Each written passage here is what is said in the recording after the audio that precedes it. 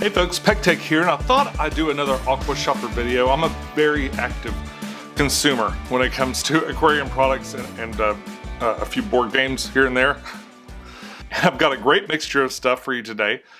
We go from the extremely practical to the widely regarded impractical to stuff that's not even made for aquariums, but I'm going to use it for a project and thought I'd mention it in case it helps you too. But before I go any further, I have to say an absolute huge thank you to all my Patreon friends who have made this show very successful, who have helped me pick up a couple of these things and just make my life a little bit easier in general. Past, present, and future, thank you so much for making this show what it is and really helping me out. I appreciate it. So one of the things my Patreons helped me out with when I built the dirted tank was a light. And because this light seems to me to be, this is probably the coolest product, and I don't want to bury it, you know, like deep in the video. So I want to just kind of lead with this. This is a very, I really like this light. And normally when I open these products, like a lot of times I'll get products faster than I can implement them into projects. And so I'll do sort of a preview unboxing where we just kind of take a look at it and I give you first impressions. But this one I've actually gotten to use. In fact, it was in last week's video. At some point, I had a little fluval pendant light, and it was doing pretty good at first, but I decided that I wanted to replace it just because there wasn't a lot of coverage, and I felt like with all the tannins and stuff, I really needed the light to be spread out a little bit more across the whole aquarium. And I've been seeing this light. This is a light by Haygger, perhaps. And this is fairly new to me. Like, I haven't bought any of their products before. They actually reached out to me on Instagram after I bought this and asked if I'd like to demonstrate some of their products. And I haven't made any arrangements with them at all. Like I said, I bought this myself with my Patreon money, widely based on a bunch of reviews I saw. I think Susie Q did a video on this light, and I've seen it around a couple of other places, and I thought I'd just give it a shot. When you have a YouTube channel that's kind of known for getting products and trying them out and stuff, it's easy to take a chance once in a while on something like this. The price point for this is maybe a little more than half of the equivalent fluval light. Maybe. It seemed very inexpensive in comparison to that. And it's not a perfect replacement for one, but let's talk a little bit about its features. Let me show you its features. So the biggest thing I like about aquarium lights these days, and in fact I won't buy a new aquarium light unless it does this, it's got to ramp up and ramp down. I don't want a separate timer. There's no point in that. The technology for that is old. It's easy to build into these stupid LED lights and stuff, and there's no reason not to have it. If it costs an extra $15, $20, I'm fine with that.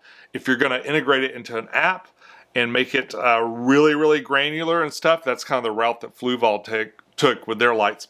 I really love that too, but you know, it gets a little expensive after a while. This is a great alternative to that. Okay, so there's no app in this. It's all based on a little LED panel that it has. But it's got, I think it said 8 settings, but I think the 8th setting is just all blue. So what this will do is it ramps up. It goes through the 7 different stages of, you know, brighter to darker, and then it does a blue light for a period of time, and then it turns itself off. I'll say right off the bat, what I like about it is that it's super simple. Once you set the timer on this, it just automatically goes into its mode. That simplicity comes with a lack of control, in that the fluval ones, you can really control the intensity of the light at the different spots. You can pick what that light intensity is going to be and how long it lasts and stuff like that. You can't do any of that. It's all on rails, but it's there. Now, I haven't had this light a super long time, but I can tell you right now, it seems to be growing plants. It has a lot of lights on it. In fact, let's go over the specs real quick. So the model I've got here is the HG957. And what it says about that is its light size is 75 by 10 by 2.2 centimeters or 30 to 36 inches. And basically what I think that is about 30 inches of light and about 3 inches of rail on either side to kind of compensate if it's not quite big enough. The input voltage is AC 100 to 240 volts. Output voltage is 20 volts. It's got 144 LEDs. That's 79 white, 14 blue, 8 red, 7 green, and 36 RGB. So I take that to mean that it can kind of shift a little bit from one color to another, and it's kind of a mixture of those. Rendering index, I don't know what a rendering index is, but it says it's 89. For lumens, it says 2365. Color temp says 6500 to 10,000 K, which is approximating daylight a little bit. And the power cord's 8.8 feet long. So getting started with this is as easy as setting the clock. Like I said before, it knows where it is within its cycle. So if you set the clock, it just kind of will turn on, kind of move to where it is in the cycle, like on the, the out of the box cycle anyway. And it'll work from there. You can adjust the time. The default start time for this is 6:30 in the morning, which was fine during the week because I tend to get up a little bit before that. But on the weekends, it really sucked to have that thing come on next to my bed at 6:30 in the morning, even in kind of a dim mode. But that can be adjusted. You can adjust that on time, like up. I think I took it up to 7:30, so it's at least a little bit later in the day. And it's on a little bit later in the day too. It goes for a pretty long cycle. What is it? It goes from 6:30 to 1800 hours, or 1830. So that is 14. So out of the box, it goes from like 6:30 a.m. to 7:30 p.m. And then from like 7:30 to 11:30 or so, the blue lights will be on, and then they fade out too. Like the blue lights, as they come on and off, they also sort of dim on and off. So the big advantage of something like that is that you don't have that like hard click where the lights come on, the fish are suddenly startled. Some fish don't mind that, or if you've got a lot of ambient light in your room, it probably isn't a big deal, for your fish. I personally like the convenience of having this thing out, and I genuinely think the fish act differently when they're in these ramped up cycles. Like they seem to sense that it's like a sunset or it's, or sunrise. There are all kinds of fish that are super active in the morning and the evening, especially if you're trying to breed a fish that's laying eggs or something. I noticed it a lot, especially with like the Megaflex when I really started playing with it, and some of these little and the little smaller lights I've had that'll do that ramp up cycle. I see a lot of activity in those like dimming hours, and because of that, I try to make my dim hours like a little bit extended. But if you're not into that, you can go into a DIY mode and change the color temperature of your lights. Maybe they're not quite where you'd like them to be. If you want to alter that, you can change some color temperature. You can change what time they come on. I personally turn the blue ones off at night. I don't have any, especially in the tank I've got now. Some believe that those blue lights just cause a lot of algae. I am pretty close to believing that myself. I can't confirm it wholeheartedly, but to err on the side of caution, especially in a new tank, I just turn my blue lights off altogether. I don't have any nocturnal creatures to try and observe that won't come out during the daylight, so there's really no point in having that moonlight on. Sometimes it's cool as a nightlight. One thing I will point out is that the LED light that lights up the panel on the top of the thing, it is on all the time, so it doesn't ever turn off. It's always going to sit there and glow. So if you're someone that needs like complete darkness when you sleep and stuff, maybe it wouldn't be so great in the bedroom or someplace where that would bother you. I have mine right next to the bed. It's kind of a nice night light. It's not overly bright or anything, and it doesn't point in your face. It's going straight up. But I did want to point that out. So overall, I think it's a great light and a great price. For the price especially. And I think I haven't tried any of the other models. It comes in a bunch of different sizes and stuff. So if you've got this light, I'd be curious to know what your experience was with it. So if you're looking for a budget light that ramps up and down and grows plants and does all that stuff, take a look. It's worth it. I had a couple of questions about the heater that I picked for the 20-gallon too, and this is the heater that I picked. I have zero brand loyalty to really any kind of, especially heaters and things like that. So I try to go, I've gotten this particular model quite a lot, and they always seem to work. I haven't had any problems. I've been lucky enough, you know, knock on wood, to not have a lot of electronic problems with heaters. They can cause some devastating issues. I do buy them new whenever I set up a new tank, and I try not to use the old ones too much, especially if it's been several years. Like I'll use this for 3 or 4 years, and then I'll probably throw it away. Now it's a little bit wasteful maybe to do that, but you know, it's a $21, $22 product, and a house fire would be much more expensive. or the death of even more than 2 fish and stuff, and most of my tanks would cost me the same amount. So I try to be, I don't use heaters for very long. I have a really low trust threshold with them, but this particular one's done me quite well. It's done me quite well. If you're lucky enough to have a fish room, like where all your stuff's in one place, you probably don't even need one of these. But just in case you're curious, this is one I buy a whole lot, and it's something I bought over the past couple of weeks, so I thought I'd mention it. Another little product that I buy all the time, kind of impulse buy all the time, is this Chemipure green.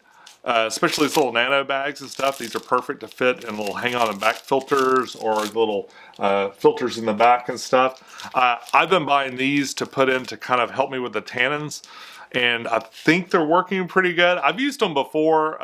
Like, I'm not hugely bothered by tannins, but I do want to kind of pull the tannins out of that new dirted tank to try to help get some more light down in there and grow plants and stuff. So I've been using this, and I think it's a pretty good product for what it is. It's got a resin. It's a resin-based product. It's got some resin. It's got some carbon and some other things. It's supposed to be a little bit better for planted tanks. I can't tell you why. I don't completely understand, but I do use it and it works. Okay, so not everything you buy, it should be practical. Sometimes it's just fun, and and this next product, I don't have a good reason for explaining what attracted me to it. There's something, I love miniatures. Like, I'm really into miniatures. I love to paint them. I like to make little miniature environments and stuff like that. And at Aquashopper, I noticed they had these strange little cubes and houses and stuff. And it's basically shrimp playground stuff.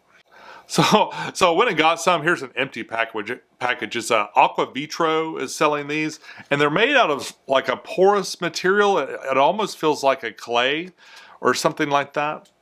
They list some benefits about like providing hides and stuff for shrimp and things like that. But honestly, I mean, if you got any kind of planted tank, I mean, a pile of rocks will do fine for most shrimp. So don't feel like you need this at all. This is completely based on just interest. If you want something to just kind of generate some visual interest for you, then maybe this would be something you're interested in.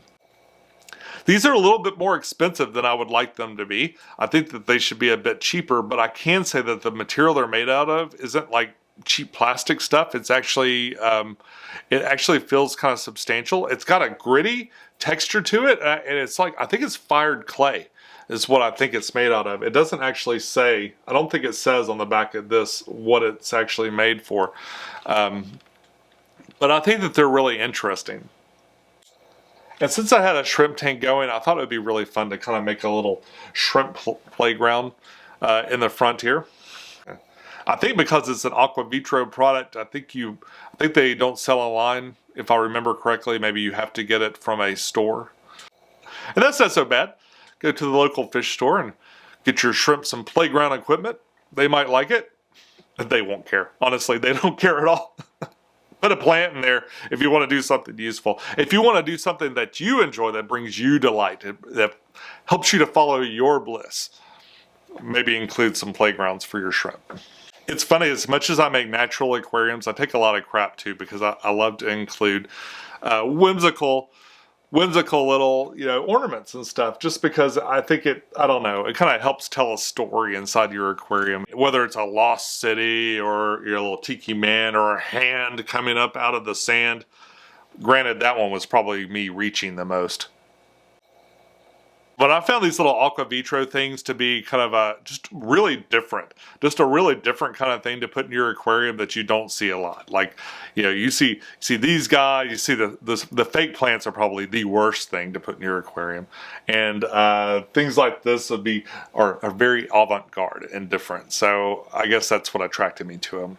So as you know, my biggest obstacle with the ghost wood that I bought at Aquashopper in Orlando is the tannins, and pre-soaking giant pieces of wood can be very difficult. So I went to Lowe's and I bought a big garbage can that I'm hoping can do it. Now I am just now today starting to pre-soak my wood for the project with the 210. I want to redo the 210. I've been talking about that for months now. So I'm just now starting to pre-soak my wood. I do not know how it's going to go. I'd love any advice that you all have for kind of taking care of a similar situation. But basically, I'm going to fill these garbage can up with water with the wood inside, and the plan is just to maybe twice a week or something drain it and put more water in, and just keep like doing water changes in this garbage can until most of the tannins are gone. And the wood will be all nice and soaking wet and ready to sink. I still think I'm going to end up with a lot of tannins. I guess I'm okay with that, but I don't want it to be super intense. Not as intense as what I had to deal with the 20 gallon. And that's going to be tough. I mean, there's a lot. I've got a lot of wood, like a lot of that huge pieces of wood. So hopefully by December I can you know, get it going to where I want it to be, but there's no guarantees. I guess we'll have to play that one by ear. Okay, last but not least, I bought some fishes. I got some last but not least, I got some fishes. I got some spotted blue-eyed rainbows. These are tiny little rainbows that I just love. I love these fish. And I'd like to maybe include them in the 20 gallon when it gets set. I've contemplated putting them in here because they seem to be kind of shrimp friendly. What I'm thinking about doing with this is doing something where I want to fatten them up with a lot of live food, and then I'd like to move them to a couple of tanks, and hopefully they'll deposit some eggs, and I'll move them to another tank, and then those eggs will live. I'll have more of them, so kind of breed them with that like musical tanks kind of thing. If any of you have bred blue-eyed rainbows and you'd like to drop me some advice, I sure appreciate that too. And folks, that's all I got for you this week. Be good to one another, look good on friends and family, keep a clean tank, and follow your bliss. Right up here is a video that YouTube is absolutely sure that you just ought to watch, and down here is a playlist with all the other Aquashopper videos that I've made, and basically just a whole lot of aquarium products that you can check out and judge for yourself whether or not they're for you. And down here's a little subscription button. If you click that, it makes me very happy. It helps me right here in the heart. I'm only a few hundred away from 50,000. Help me make it happen. I'll see you soon.